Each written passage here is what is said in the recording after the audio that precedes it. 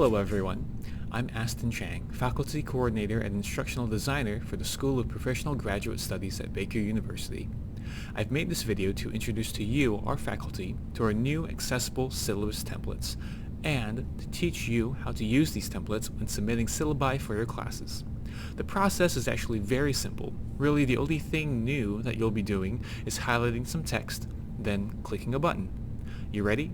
Here we go. So, here we have opened up one of our new accessible templates as a Word document. Now the process is going to be the same whether you want to type your text in or copy and paste from somewhere else. All we're asking you to do is then highlight your heading, go up here to Home, then click on Subheading. Next, highlight your body text, then click on Normal. And you can see the text has changed to the styles that I've already set up in this document. You'll know that you did it right if you see this gray box around Normal when your cursor is on the body text, and around Subheading when your cursor is on a heading. For tables, it's a similar process. Highlight your headings, then go up to Home, then click on Table Heading.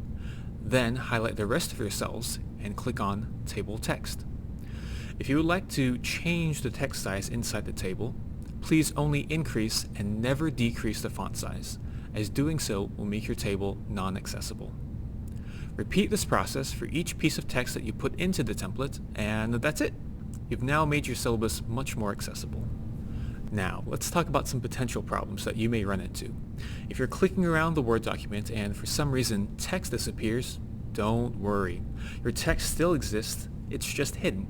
To unhide the text, simply go to the header above the disappearing text, hover on the left side of that header, and then click on the little triangle.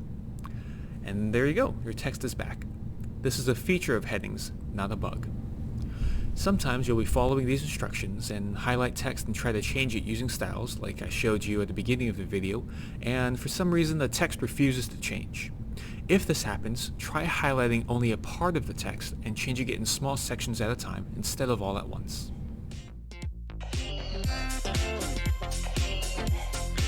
Thank you for doing your part in making Baker University more accessible.